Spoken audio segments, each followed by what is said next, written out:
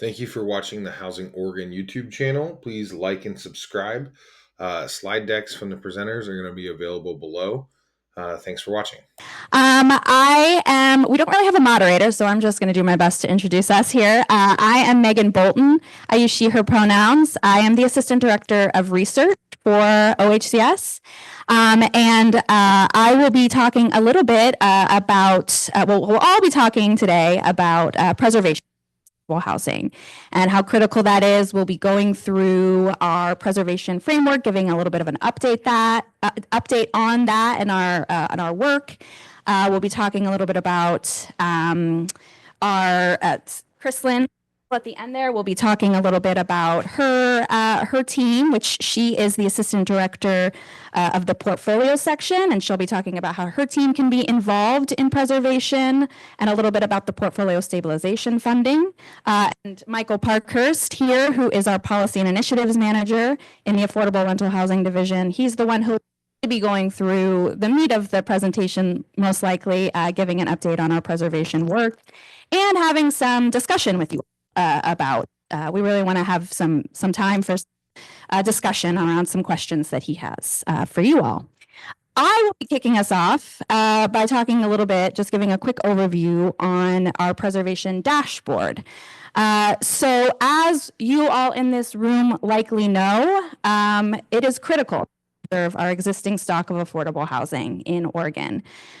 We have underproduced housing overall in the state over the last couple of decades, and there's a huge shortage of housing of all types. And in particular, I think we all know that there is a severe shortage of affordable housing for those most in need. And we also know that it can be complex to build affordable housing and to preserve affordable housing. Lots and lots of challenges and obstacles to doing some of that really important work. And so that makes it, again, even more critical that we preserve the stock that we currently have, especially some of our HUD and rural development projects that have such deep subsidies that really help tenants. The restrictions are tied to their incomes. And so they are able to stabilize, right? And it serves those lowest income households. Those properties in particular, we really want to ensure that we are preserving, and we know, again, that it can be difficult to do so, and particularly in rural areas. So with all of that in mind, the agency has been working really hard over the last couple of years now to build out a preservation framework, to advocate for more preservation funds from the legislature, and to figure out how we're going to prioritize what preservation funding we do receive. And one of the very first things that you need to have in order to have a good framework and a good strategy and to be able to prioritize effectively is data. And so that's where me and my team come in. And we have worked really hard along with Michael and along with Chrislyn and her staff on putting together the data that we have in a way that we hope is useful to folks. We have, and I'll go ahead and pull it up. Hopefully, maybe, let's see. And we can talk about it a little bit. So we have created this preservation. Nope, you're not seeing it. Hold on. It's stuck on the PowerPoint. Let me see. Let me just close that. There we go. Okay. So we worked on creating this preservation dashboard. And basically what this pulls together is data from HUD, from their multifamily Section 8 contracts and properties database that is available on their website. It's actually right here, and they actually update this monthly for anyone who is really interested in like a monthly update on contract renewals. They actually update this monthly, so the last update is as of August 30th. So this is one of the sources we use. We also gather data from USDA. They have data that is updated yearly, which is great, way better than it used to be. This is their multifamily housing program exit data. So they have their data as of June 30th of 2024. So both of those data sets are pretty up to date. And we combine those two data sets with our own data from our system of record, which is called ProLink. And we have expiration dates on all of our various funding sources in that system that then we're able to pull in. And we put those three things together, and we do our very best to deduplicate. We know that OHCS has funding in many HUD and RD properties. So we work to remove those duplicates, and then we look at those expiration dates, and we look at what the latest expiration date is on each property, and then we have now shown it in sort of this mapping tool, which is fairly simple, hopefully, is kind of user-friendly for folks, but allows you to see, so right now it is showing us what properties and units will expire in the next 5 years. And you can see the locations of those properties. You can see a list of the property names. You can kind of hover over a project and see the exact expiration date, address, number of units. You can also, oops, I'm zooming in, I didn't mean to. You can also, let me just refresh it really quickly because I can tell that it's kind of timed out. There we go. There are also a few filters in here that allow you to, give it a second, to filter by your city or your county. And so if you just were interested in what properties were expiring in, sorry, it's still refreshing. Give it a second. Well, I'll just tell you, you can, I won't be able to show you at the moment. Oh, here we go. But if you wanted to see which properties were expiring in, for instance, somebody call out a county. Wonderful. Well done. You were the fastest. Then you will see those properties that are expiring in the next 5 years in Washington County. And and then you could switch that if you were interested in looking all the way out. And sorry, this is taking a long time to refresh, but there's other ways that then you can filter down to a city within Washington County. You can look out a little bit further to what might be expiring in 10 years. And then if you actually put this filter up here to will expire anytime in the future, then it allows you to actually just filter to whatever date range you're most interested in. So if you're really interested in 7 years, you can look at 7 years. So that's sort of just the basic outline of the dashboard. It also, the shading in the counties, which I'm now filtered to a county, so you can't really see it, but you probably noticed that there was some shading on the counties. The darker shading indicates that there's a higher percentage of units expiring in the next however long you have chosen out of the entire affordable housing stock. So it kind of is a little bit of an indication of which counties are most at risk of losing the highest percentage of affordable units. So that's kind of the gist of the dashboard. You're also able to filter by, if you just want to look at properties that have federal rent assistance, or if you're more interested in the OHCS portfolio, you can filter by that as well. So this is, again, fairly basic. There's quite a bit more data behind this. So we have more specifics on the particular, if it's HUD or RD, obviously, even, the specific OHCS program that has the expiration dates. We have some information on some of the types of units, population served. We also have some information on the owner and manager, and if the owner is, for instance, a nonprofit or for-profit. So there's some other elements to this that we're, looking at and thinking about as we maybe make future improvements to this, what other information might be useful. And so that might be part of our conversation a little bit later. It would be lovely to hear feedback from folks on if you've been using this, if it's useful, if you wish it had, a few other data points. We can talk about that in a little bit. The other types of things that we hope to be able to do with this, as we are kind of working as teams to build better data around this issue, is be able to then go back and track and be able to say, okay, here's what was lost, here's what converted to market rate. And then, on a positive note, here's what we actually were able to preserve in these communities over the last year, 2 years, 3 years. So those are some of the pieces we'll be working on. as we move forward. And we have this, I think we just updated this in May. And generally we're planning on an annual update, but that's another thing we might be thinking about, and we can talk about if it'd be useful to update it more often.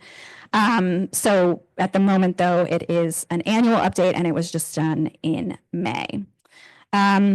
I think that's pretty much all I have on the dashboard, but we will certainly have more time to talk about it a little bit when we get to the end of the presentation. But with that, I will hand it over to Michael Parkhurst. Thank you, Megan. Yeah, my name is Michael Parkhurst. Pronouns. I'm the policy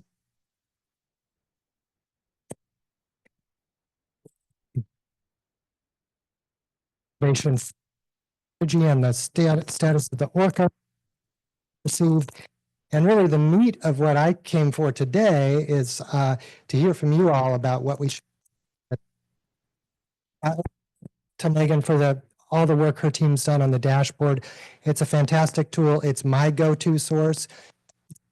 Asks me, that's where I go. That's where everyone should go to get that answer. Answer at risk in what communities, and it's a real so I appreciate that. I am not the preservation program manager. We have a relatively new preservation program manager, Kyle Pierce, who I'm sure would be delighted to meet you all. He and his wife are expecting a baby, so that's why he's not around here. So unfortunately, you got me. Let's see if this works. There we go. So this is the outline of today. I just mentioned all these things. Really, the feedback on 2025 priorities is what I want to get to as quickly as possible. Really high level refresher on the preservation framework we adopted. Lays out a rationale for why preservation is important, talks about the scale of the need, and defines these four big buckets of preservation. Projects with expiring federal project-based rent assistance. Projects that have rent restrictions that fall off at some point in the future. And then there are just affordable properties at risk of loss because they have massive deferred maintenance issues that they're never going to catch up on from cash flow or reserves. And finally, manufactured home parks have been under the category of preservation. I'm not planning to speak about them a lot today, but obviously if you have questions, we can get into that. This year's funding priorities. We got $50 million from the legislature, which was fantastic. And the biggest chunk from what I shorthand as the rehab category, projects at risk for financial challenges. With expiring federal project-based rent assistance. Typically, our properties, although also HUD contract properties, will be eligible here if there's a risk and then we might not renew those. We have a bill called portfolio stabilization that Kristin's going to talk about in just a minute. We say last. What you'll notice is I didn't say anything about expiring properties whose restrictions are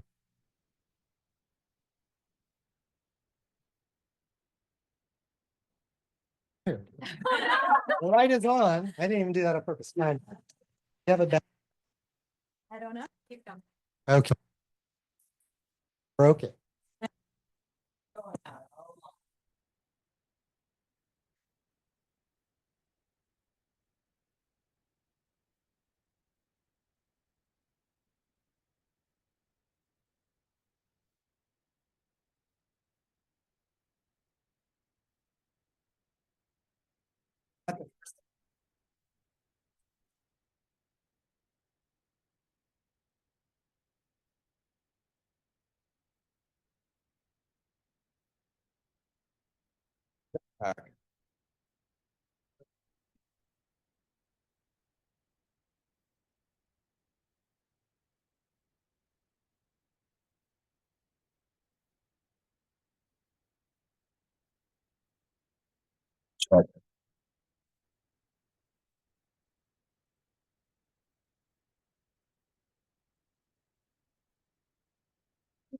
Thank you. How much feedback?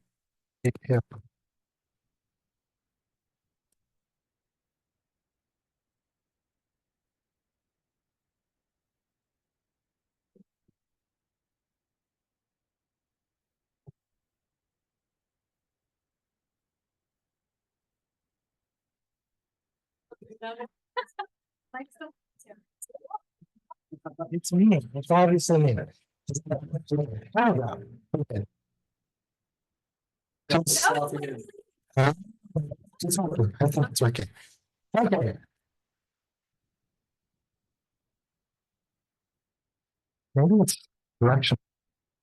It's kind of like, anyway, one says I didn't talk about expiring properties. That's because that's a really huge category. Those deals are really expensive, and we didn't in 2024 want to layer onto those deals with gap funding. So we punted that for a year and said we're going to focus on these other categories. It's 2025. Live tech is coming back. We're going to be looking at that category, and depending on what the legislature does, we hope to be able to fund some of those. Let's talk about what we have in the queue right now.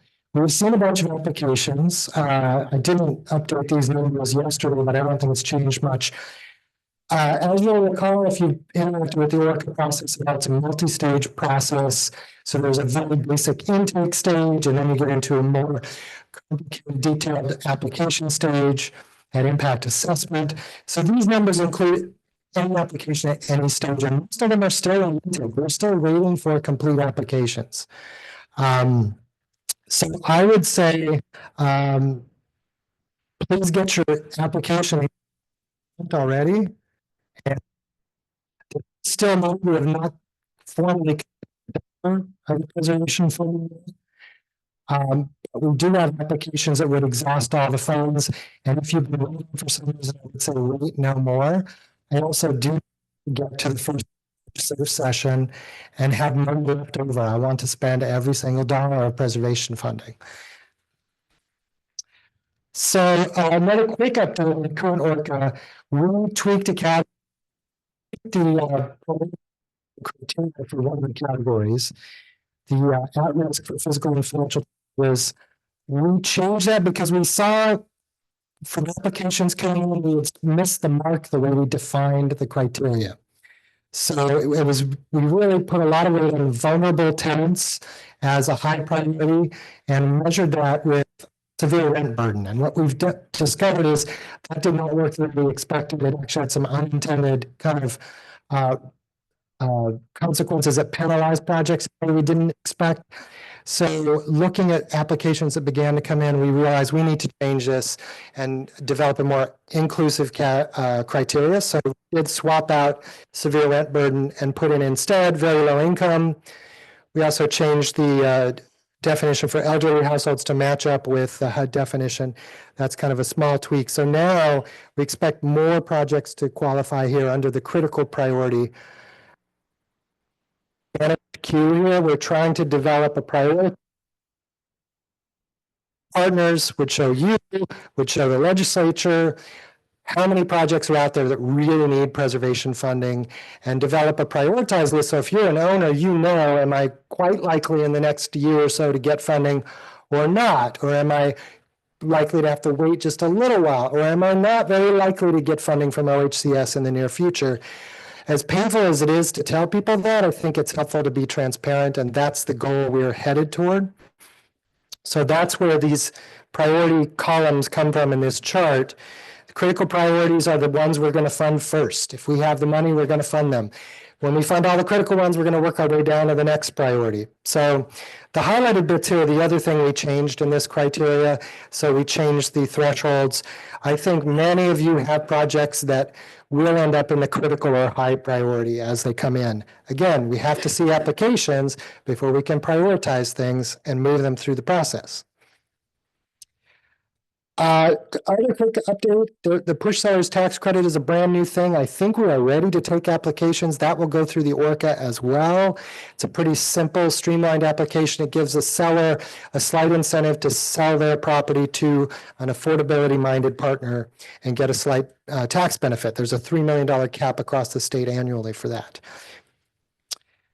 I wanted to hit very quickly, there's some other policy issues out there that fall into the preservation world that I don't think we should lose sight of. We're looking at improving how we support the asset management field generally, which I think is a really big deal in this conversation. We're looking at what kind of standards we ought to have around things like sustainability, also accessibility is not on the slide, I think, but that's a huge topic in preservation. If we're going to put public funds in, what should be our minimum expectations there? And then I think, looking ahead, this is the part I really want to get to. So I hope people have brought their best thinking and are thinking hard about when you have to prioritize, knowing all the expiring properties we have out there. If you think we could save half of them, and I don't know if that might be really ambitious, which half would you save? What would you prioritize? I have a list here of some things we might think about. Vulnerable are the tenants. What's the depth of affordability this project is providing to the community? How affordable is it to market? How does it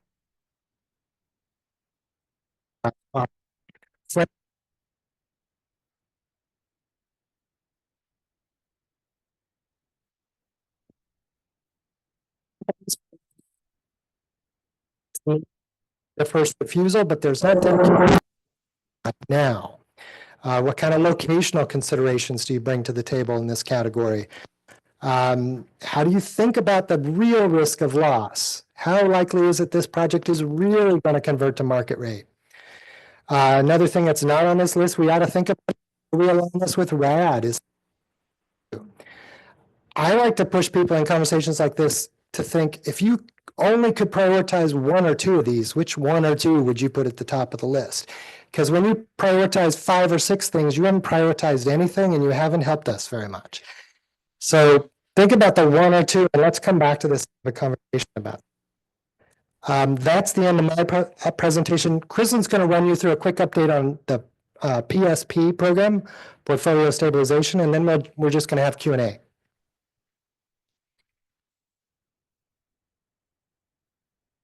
Good luck with it.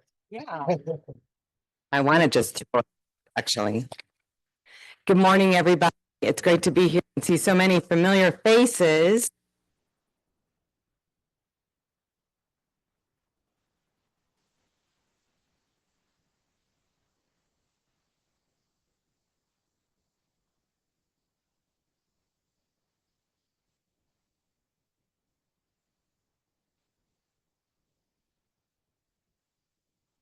Encompasses regulatory monitoring and compliance. It encompasses asset management, including our direct lending loan servicing, such as the risk share and the ED bond loans.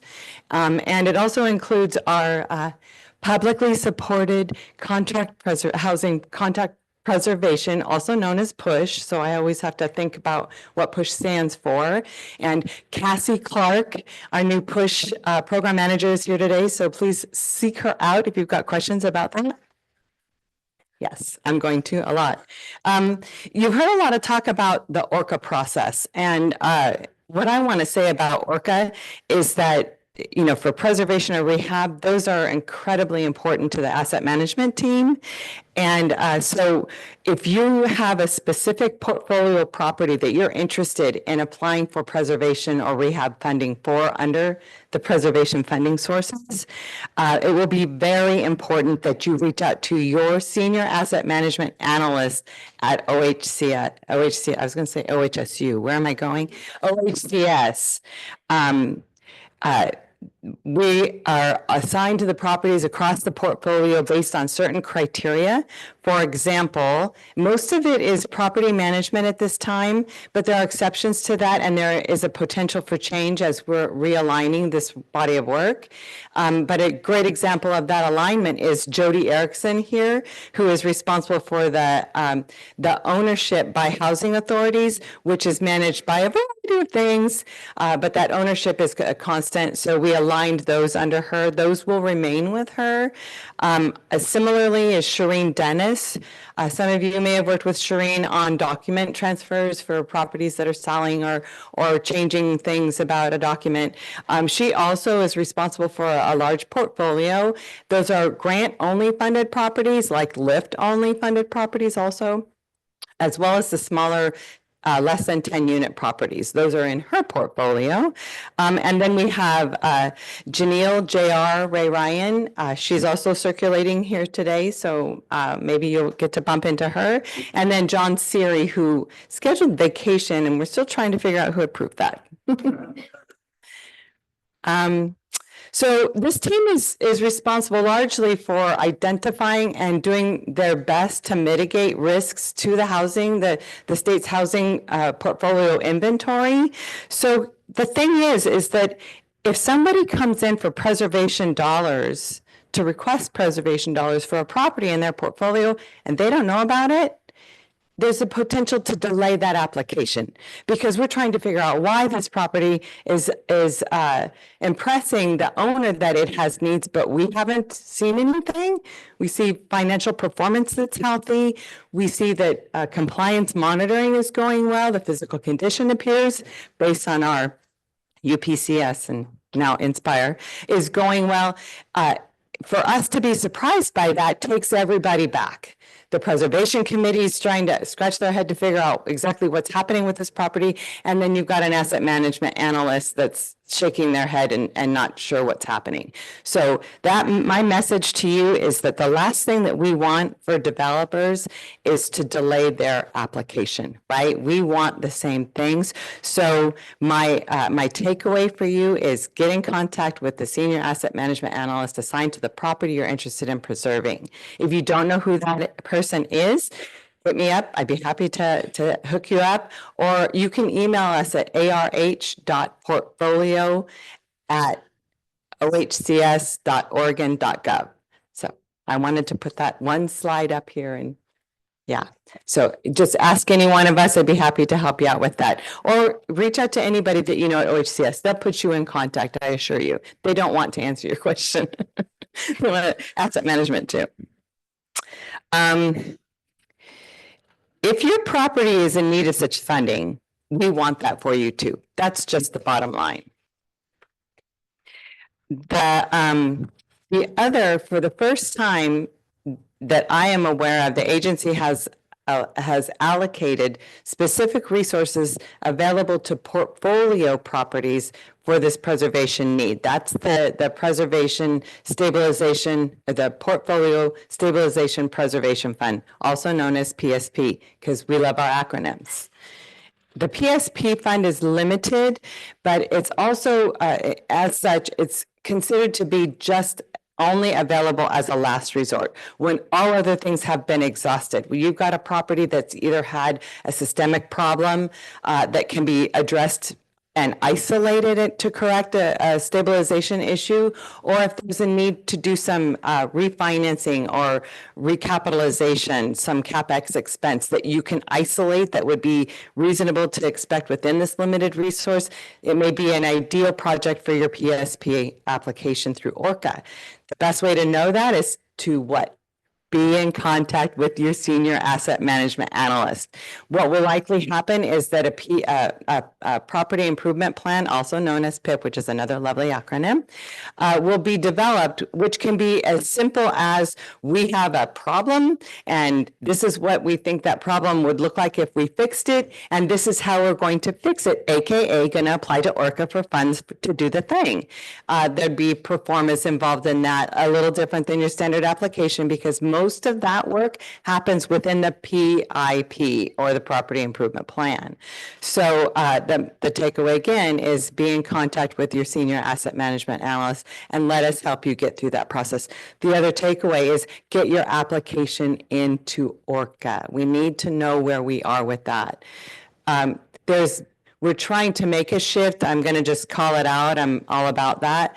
And that is that the relationship with our area, with the portfolio management section, we're hoping is more of an interactive relationship, so that we're talking about the problems and not seeing them, so that we don't identify them in our compliance reviews, because we want to be able to help those properties last for a long time. So there's a shift. We want to be in relationship with you.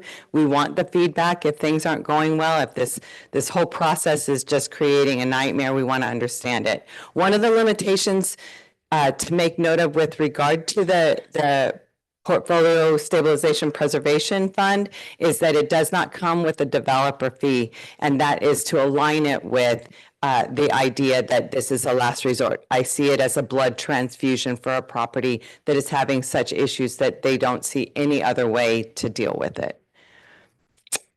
I think that pretty much wraps things up. I do want to turn it back over to Michael so that we can get to your top items for discussion to consider for future preservation funding. But if you've got any questions about asset management or portfolio compliance monitoring or the push as it stands, just let us know. Thank you. I can bring it. Oh, no, I might break it. There you go. Cordless. Yeah. All right.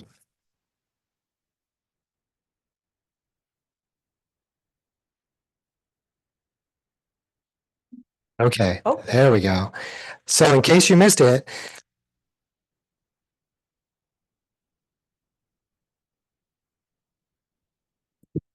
it's really helpful and really important as we're considering preservation applications. Happy to entertain any questions, comments, suggestions to any of the three of us. And I don't, do we have a mic runner? Are you the mic runner, Kim? Okay. Which mic though? This one. Yeah, we only have one mic, so. You don't look shy. I see a lot of people I know are not shy here.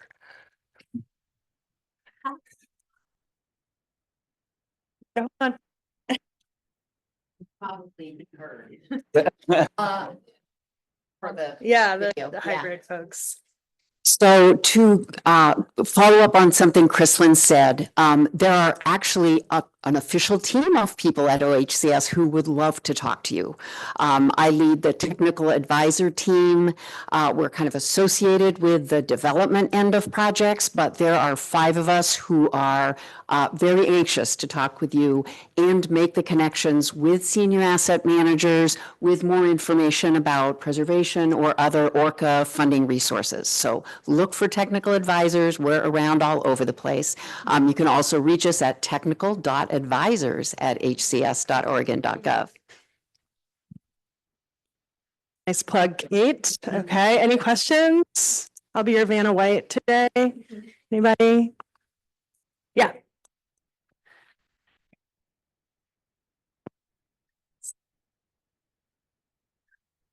Something I've been wondering about and asset managers have been wondering about is what's the best way to get information on how well the properties in their portfolio are scoring? Because I know that's come up a lot as a question around ORCA eligibility and also which properties need a property improvement plan. And I've reached out to the senior asset management analysts and gotten kind of limited information. So I was wondering if there's a better way to do that.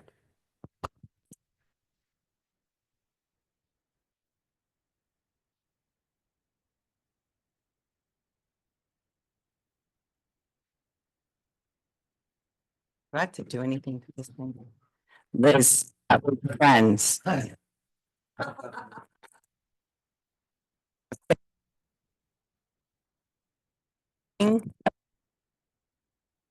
Except, there we go, don't move.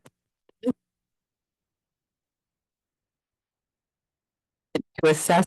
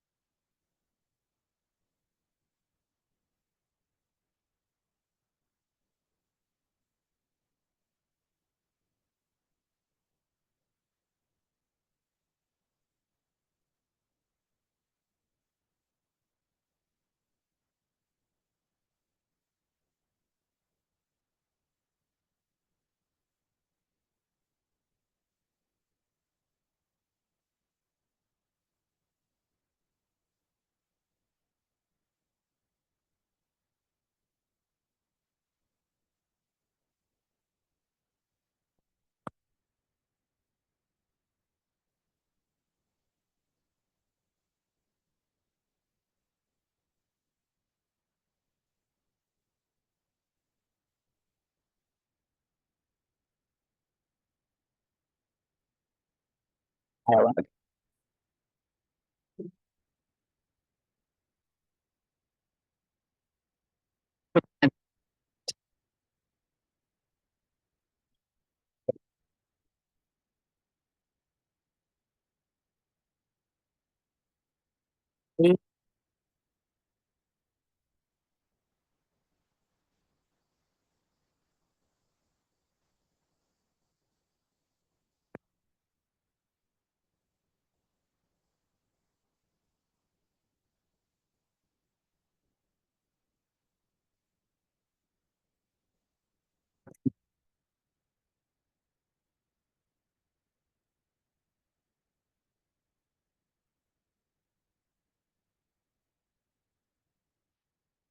Welcome.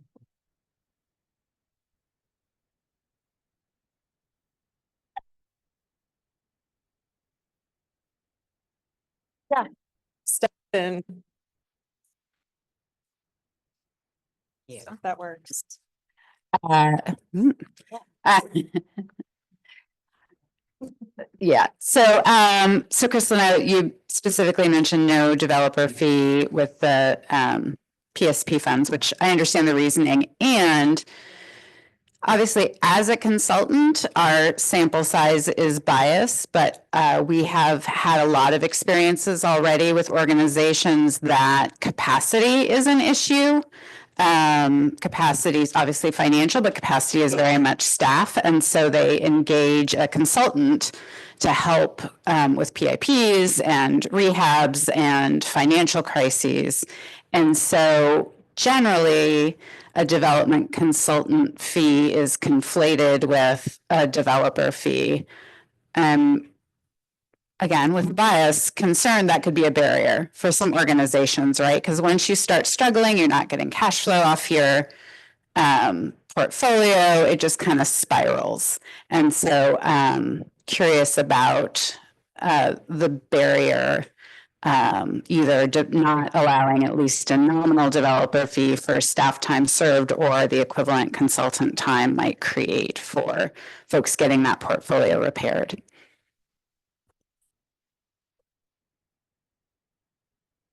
Your time to think about a response. So slow. Thank you for that question. So we had to consider all of the conditions that this might create.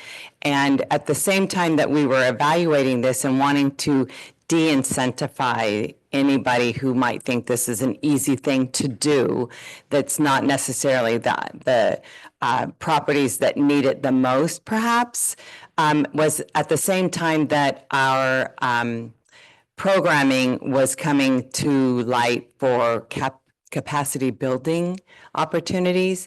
And the capacity building, as I understand it, is an option for those types of expenses. So I don't know what the status is today. I believe about a month ago, I understood that the capacity building funding that is available at OHCS was limited for a period of time to just the housing authorities and maybe one other. Kate may have more detail on that, but that it was going to be released. It is, however, limited to the nonprofit sector. So nonprofits who are seeking consulting to help with this type of situation could apply for that, if that's helpful. Duly noted. Thank you. Kate, do you want to elaborate on capacity building funds? Let's do it. So yeah, capacity building grants for nonprofit organizations are kind of rolling out in tranches. The first two groups available are housing authorities working in rural parts of the state and emerging culturally specific organizations. Capacity building leader Kinye Oeka has said that in the fall, the additional opportunities will open more broadly for nonprofits. So could be on the horizon. Okay, other questions? Yes. Right here. Is that okay? Okay. This might be more of a question for Megan, but we also seen in your findings that part of what was making properties at risk was their inability to fill vacancies. Great question. Who's answer that question?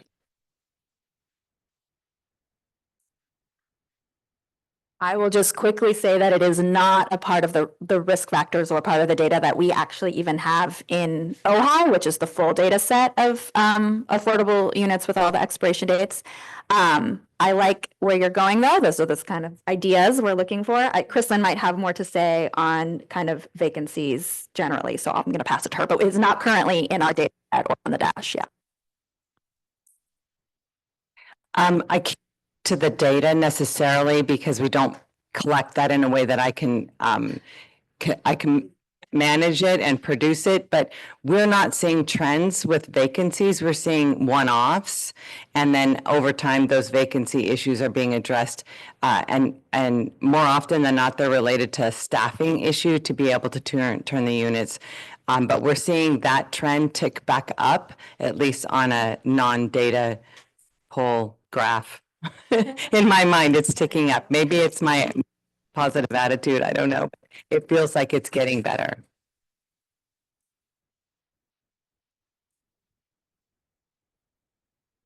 And yes. Thank you. So there's a lot of LIHTC properties that are going to expire.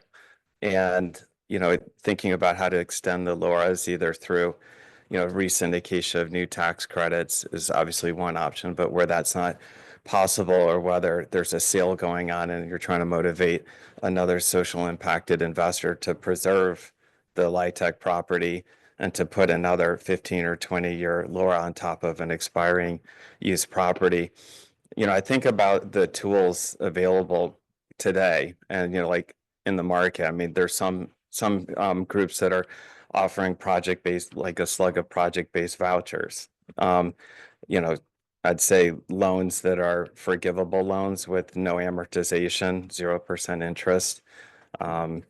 Other tools around, tax exemption. I mean, there are other financial things that, can motivate the market to say, this is a property we need to preserve financially. And I'm just thinking about the tools and thinking the question kind of is what is top of mind in terms of, push funding could be another aspect. I don't know what kind of knob is available to really deeply invest to preserve affordable housing.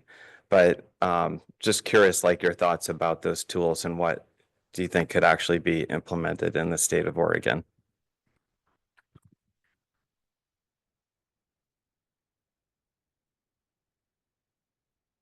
Yeah, thanks. I appreciate the comment. I think that many of our developers are well acquainted with those kinds of tools like tax exemption and things like that. The bottom line is we don't have enough resources going to preservation. There's a push-pull between preservation and new construction that's not going to go away. Every dollar you spend on housing has to go to one of those two things, essentially, and we're in competition for new construction dollars. It's exciting that preservation is getting a lot of attention. I'm hearing a lot from folks connected with the legislature and the governor's staff that preservation is a really big deal and people are paying close attention to that. And I expect that, well, expect might be strong. I'm hopeful that we'll see more resources from the legislature specific to preservation, and we need that. And we're still not going to preserve all the properties. We're still going to be making very difficult choices about which ones convert to market and which ones we're able to keep affordable. And I will remind people that the housing doesn't disappear. We have tenant protections in this state that other states would seriously envy, and that's a huge, huge cushion to the impact on vulnerable tenants when they lose affordability protections. And we want to be as prudent and strategic as possible about which projects are we really going to still relatively scarce resources toward preserving.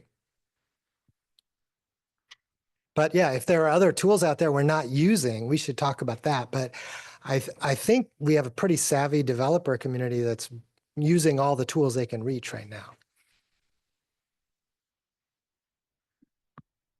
see one in the back. Okay.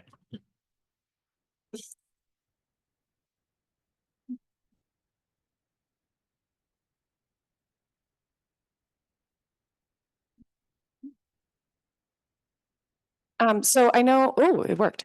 There was a mention of kind of how we make decisions around funding and looking at vulnerability of tenants.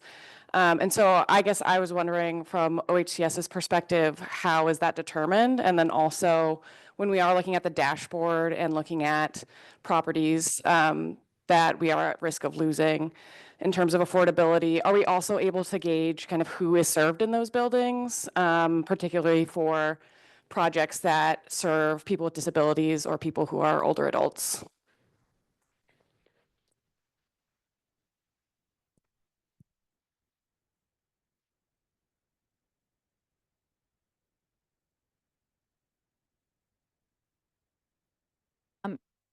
I will probably let Michael speak to the ways in which the vulnerable populations are that kind of looked at in the application.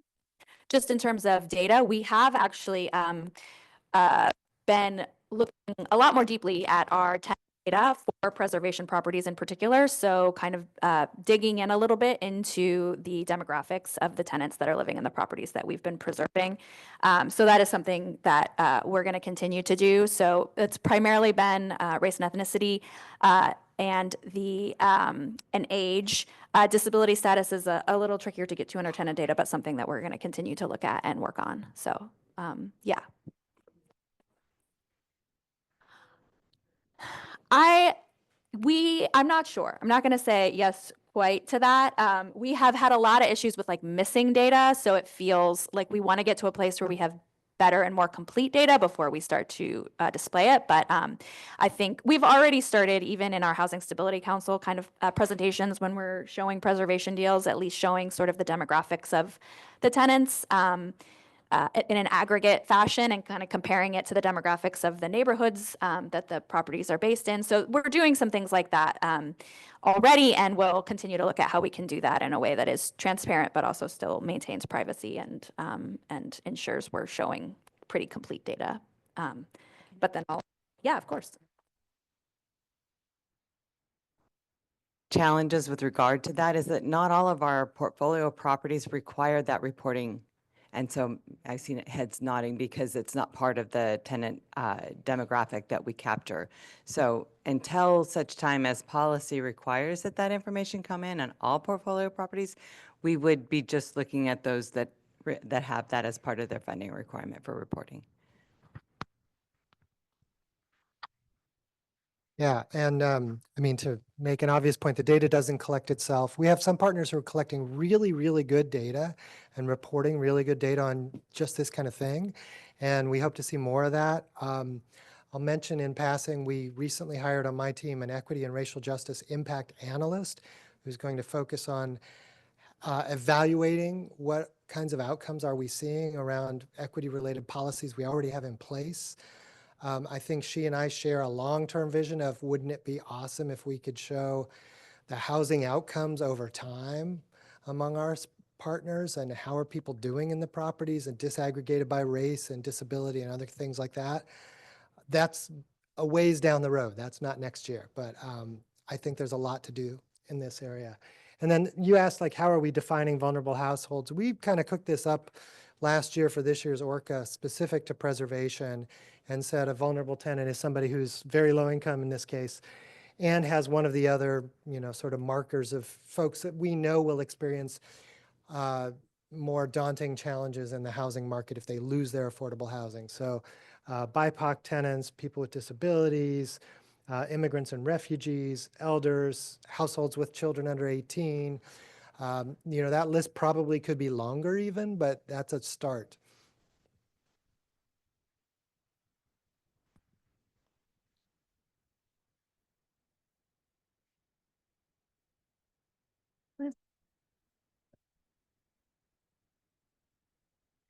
So this is more of a long-term ask, and thinking about kind of preservation over the long term, One thing that we've been hearing from organizations, I also work at HDC, who's a consultant, so we work with organizations who need capacity. And one thing that we're hearing from folks is that the organizations are struggling when they have properties that are running into issues, and depending on the number of properties or how badly they're struggling, that could be a death knell for an organization. And I'm wondering about asset management fees above the line. I know this is something that has come up back and has shifted back and forth over time, but are you seeing projects come in for funding with above the line asset management fees? And what are your thoughts on including those above the line in order to prevent properties from needing portfolio stabilization funds and running into issues later on?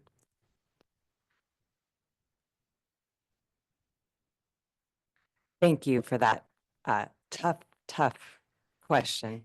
I think there's a session later on about asset management being involved sooner in development. Am I right? There's a reason for that. And interestingly enough, asset management at OHCS doesn't actually see these projects that come through the pipeline until they are a full year in operations. And so I can't, I've actually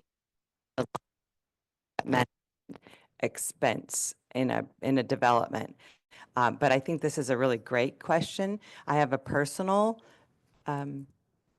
appreciation for that question and the knowledge that what it's going to take. I mean, they're just managing these properties is so difficult. I was just reminded earlier this week of the moment in which I managing an organization that had affordable rental housing properties in its portfolio, and it just got to be crazy. And I just at one point said, why would anybody hard, right? And so I think being able to recognize that effort and to be able to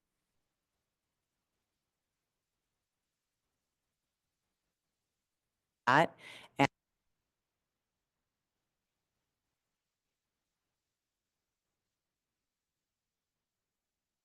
we work.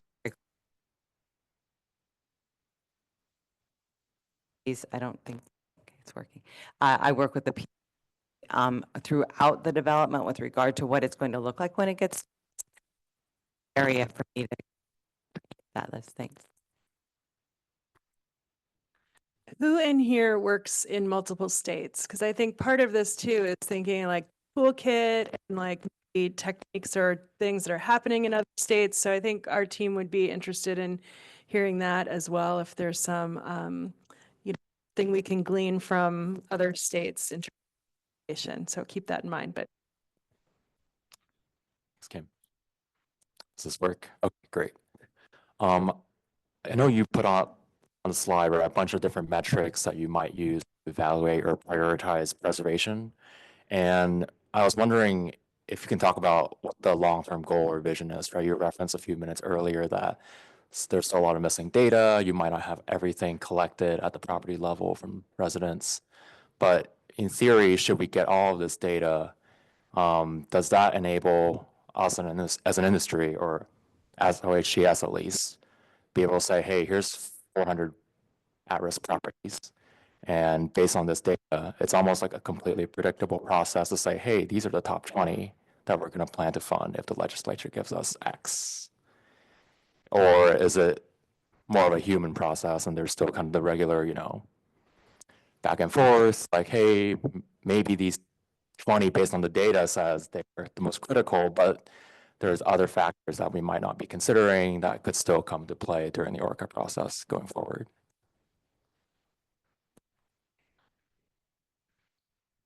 Yeah, interesting. To some extent, we're relying on sponsors to bring us some of that information. We don't know generally a lot about your tenants, so we're looking for you to bring us tenant surveys and show us who's living in the property. We don't know about a seller's intentions unless they tell us. The push process has some infrastructure for getting information from owners as properties get ready to expire.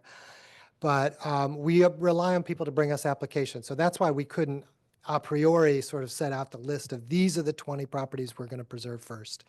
We're waiting on applications to come in, and then we can prioritize. I am really interested, and I wanted to make sure I said this at some point. The Orca is new for all of us. It's a new adventure. There's some things that are working really well that I'm actually surprised work so well, and there are some things that we know we can improve.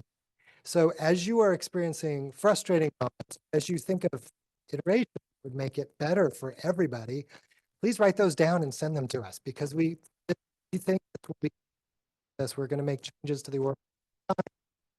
The changes, I think, will be getting more information about projects earlier, so we can tell you early, are we likely to put you at the top of the list or not? And if not, you may not need to go through all the that would be nice if we could get to a future state like that. I think we realize we're asking for things like tenant surveys a little later than we have visibility into, and some things we don't. And we're relying on the Orca process to help us build that long-term list, to show people the real waiting list of actual projects that really need money right now. And that gives us all powerful talking points as we engage with decision makers in the next year or so about how much funding is.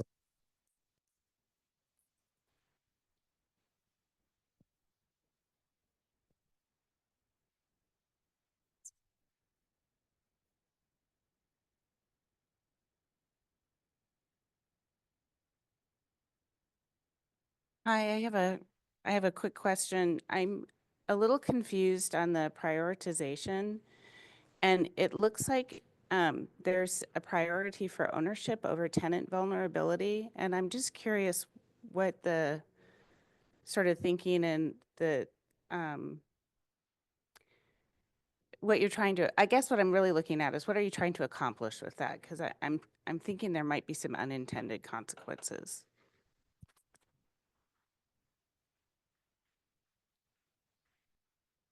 Who's going to answer that one? Michael?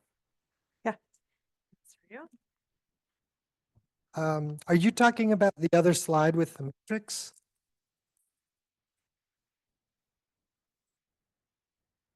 This one.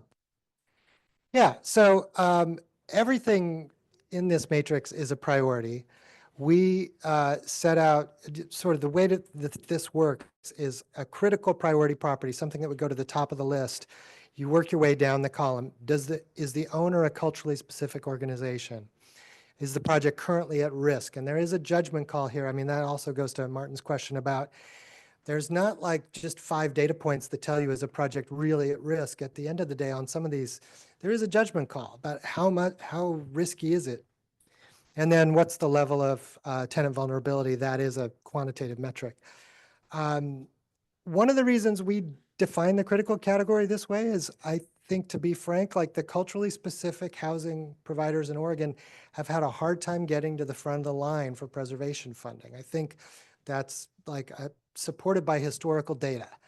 And so we said, well, we're going to open the door for them first, essentially, in this round for rehab properties. And we expect we will get to properties and projects on the high priority list. So a CRO is a culturally responsive organization. Any organization can, and if you're going to partner with us, really should be a culturally responsive organization, including for-profit owners. And then, are you at risk in the next 5 years, et cetera. So what are we trying to accomplish? I think, as usual, lots of things, right? I've tried to pare back the usual public sector tendency to load it up like a Christmas tree and try to accomplish 15 different things, because I've learned from experience you can't accomplish 15 different things. You have to pick 1 or 2 or 3 things and really say these are our highest priorities. And I think we've tried to do that in this matrix.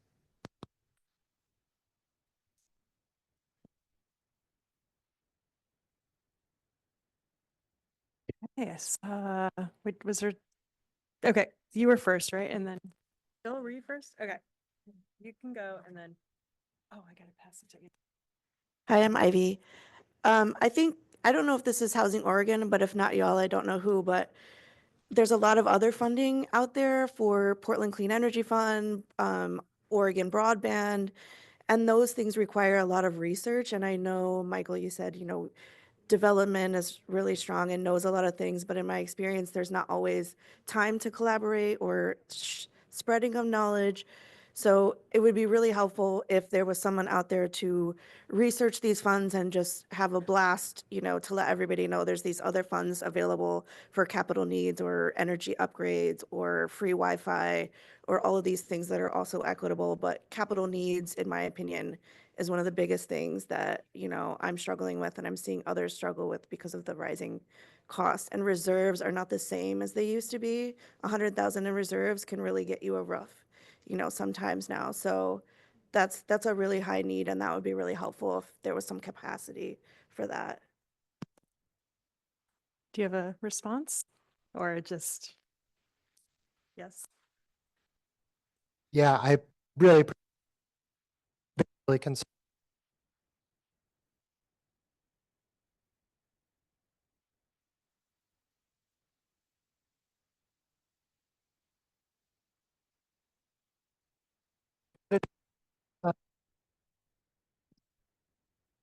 Energy, our own weatherization folks, Dan Elliott, who people here help navigate that. But you have specific suggestions about what we can do better to make that process more accessible for people? I'm really interested in the topic. I daydream from time to time, like, I wish we could just hire a navigator that would hold people's hand and walk them through these processes. Yeah.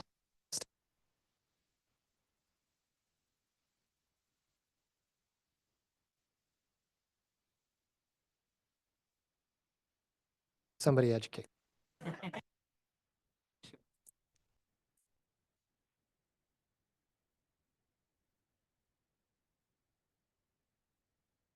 A question about the slide over there, an earlier request about the prioritization of OHCS and your funds. For those that are either projects that are in trouble financially and or because of regulatory expiration, is it possible for us who are interested in preserving those projects for us to have access to similar database that you have regarding the population being served as well as the financials for that project, as well as maybe projects of similar ilk? Because I think OHCS currently collects all the ACTs, and if that ACT can be, you can call it anonymized, I can't remember what that word is. So it's no longer specific to projects, but then we can see what is our normal, you can call it normal, quote unquote, puppies per unit per annum, say operating cost. What is the cost for, say, rehab? What you all as the state agency is seeing in terms of data across your portfolio? It would help us as more local jurisdictions and or developers be able to better say, is this a good deal? Do we want to save this? And does it meet even your priorities? So a request for OHCS to help us with data.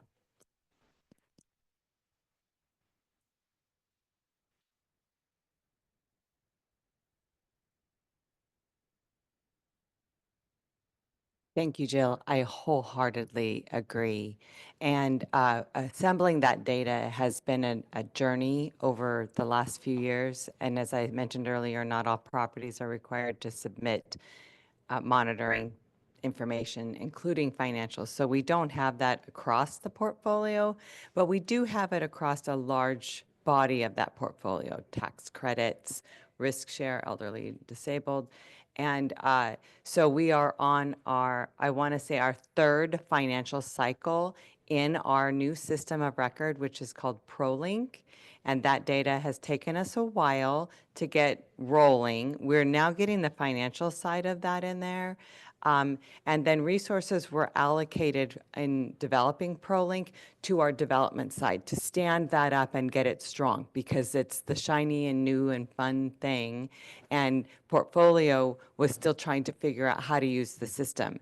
Now that we know that what we're looking for, those resources will be redirected our way so that we can begin to fully implement the compliance side and get that data in there as well. So in terms of the data, we're getting there, at least with what we get out of ProLink, so that we can begin to share that information. I think that's really important. And generally, generalized information will be easy to share. Specific information, of course, on a expiring property is more delicate. We have to be careful with that. Under our designee process for push, we are able to disclose all of that detail when that contract has been executed. And many people may wonder under the push regulation what the benefit of a designee is. That's one of them. The property owners are also legislatively and statutorily required to provide that information if asked for it under those circumstances within a period of time of expiration, but we know that that doesn't always happen and we're not always able to be successful in getting it. However, we have that information. We can share it once the designee contract is executed. So that process will be under Cassie's purview in the coming months. She's going to implement a more, what's the term I'm looking for? Structured process for doing designees. A designee at this point has been, thank God someone's interested, right? That's where we've been. And we haven't had a flood of interest because there's no funding associated with push. But we want to make sure that what we design today is able to respond when that funding does come, because I'm praying and hoping that it does someday. And so that what we have today, what we implement today, will support that same prioritization at that time. But thank you for that, Jill.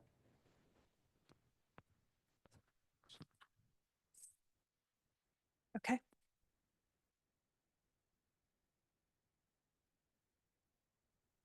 So a tourist from the resident services track, and excuse if this question is a little 101. I think people who are outside of this industry would be confused at the idea of affordable housing units expiring during a time where there's such a desperate need for it. Is this just a structural necessity to incentivize construction? And if that's the case, is there any policy shifts or structural shifts that could happen in the long term to prevent expiration from even being an issue?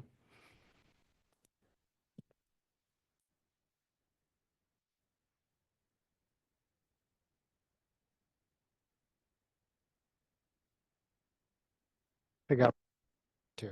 Maybe that side. Anyway, kind of a deep question. One of the ways I look at this is, this was a deal and people complied with their end of the deal and they reached the end of the term. And so everybody saw this result coming. You in a property, it's affordable for 60 years. Eventually that 60 years is over. And then you have the legal ability to make that a market. That's not necessarily broken. That's the way that tax credits and other kinds of subsidies tend to work. You could say, and I think there are 2 states that do say the property will be affordable in perpetuity. Then you run into the other major challenge of preservation, which is buildings need major recapitalization and rehab over time. Just like if you have a house, the roof is going to wear out, the furnace is going to give out. And if you're housing low-income people, you're not generating enough revenue to pay for those major capital improvements over time. So it's reasonable to expect public partners to need to reinvest in properties on some kind of cadence. It shouldn't be every 10 years. It would be great if it was every 30 years, especially if you're housing very low-income people. If you're housing people close to market, then I have a slightly different attitude toward all this, because you should be generating some revenue and putting some of it aside in reserves and that kind of thing. But somebody asked me, like, how do we make this problem go away? It's not a problem that's going to go away. It's embedded in the nature of maintaining physical assets in the real world.